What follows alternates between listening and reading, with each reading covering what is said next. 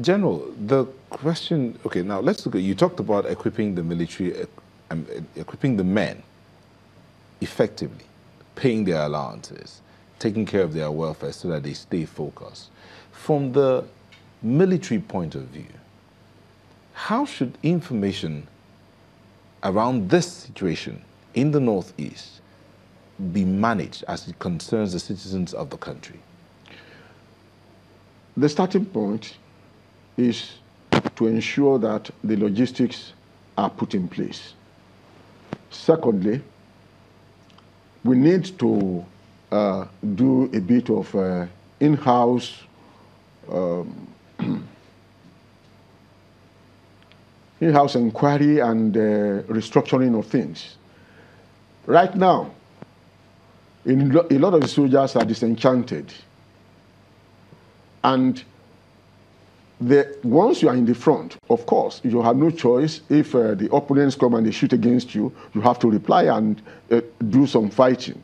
But you see, it is different from when you take the initiative to pursue your opponents. We cannot be in a defensive position in this type of situation. We must seize the initiative from the insurgents.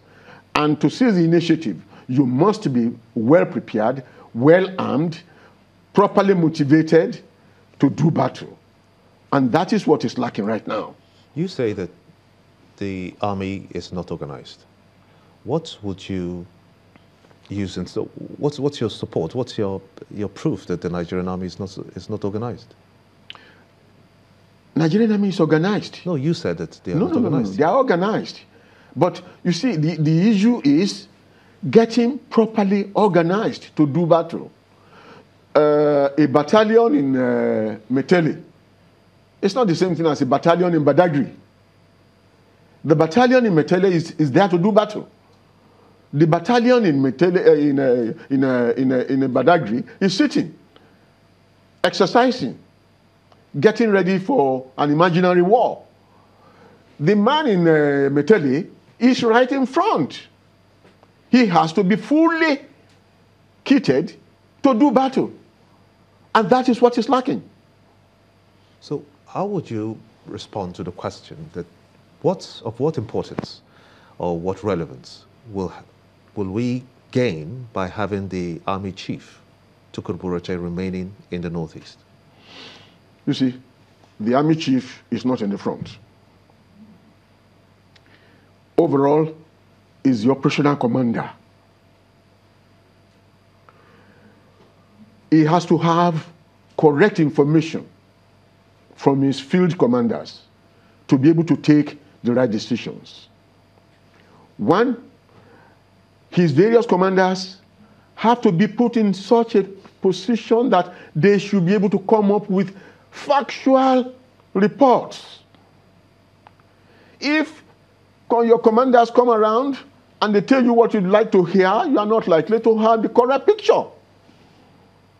That is the situation we're facing. The army is organized into corps. The infantry, the armor, the artillery, the engineers, the signals, and so on and so forth. We're all there. But if you have a situation where it is not possible for you to go to a conference and tell yourself the bitter truth, then you've lost it. That's what I'm saying. Now, at the advent Do we have that situation right now in the Nigerian Army? I'm not sure. Let me take you up on this. On the advent of the Operation Lafiadoli, which saw the security chiefs being asked to be deployed to the Northeast, even when that was done, we still had attacks continue. So will the relocation of the army chief to the Northeast have any impact?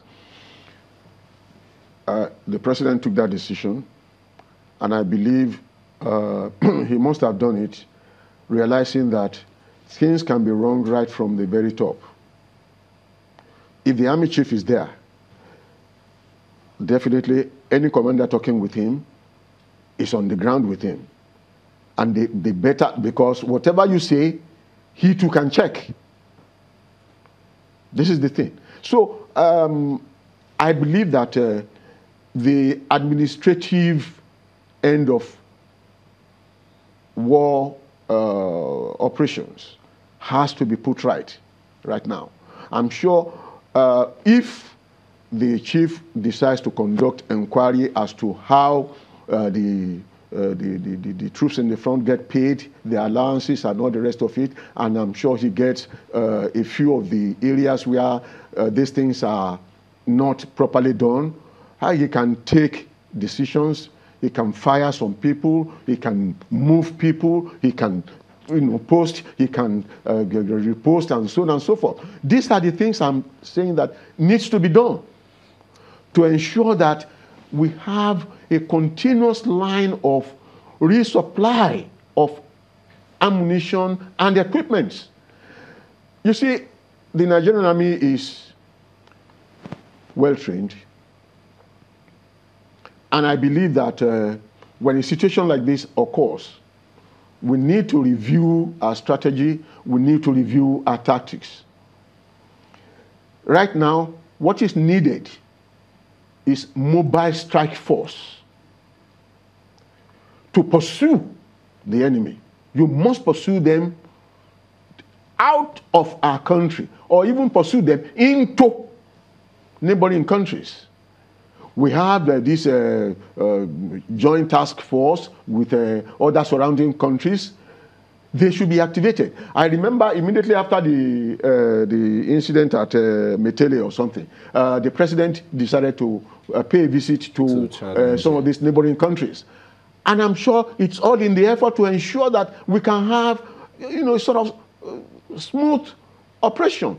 So from the Nigerian side, we need to put in place this mobile strike force. Because I felt bad when I heard what happened at Metele. And it was not only Metele. When I went back to check, I discovered that this has been happening since July. Why should that occur? But General, there are those who are concerned about personnel situations. There are some calling for the change of leadership in the military. There are others who are saying that some of those soldiers are disenchanted because they've been there longer than they're supposed to. So let's start from that point. Number one, how long a soldier on a tour of duty, how long is he supposed to be there? Yes.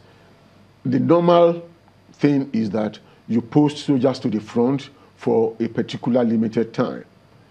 You don't withdraw them or do a change of forces during operations.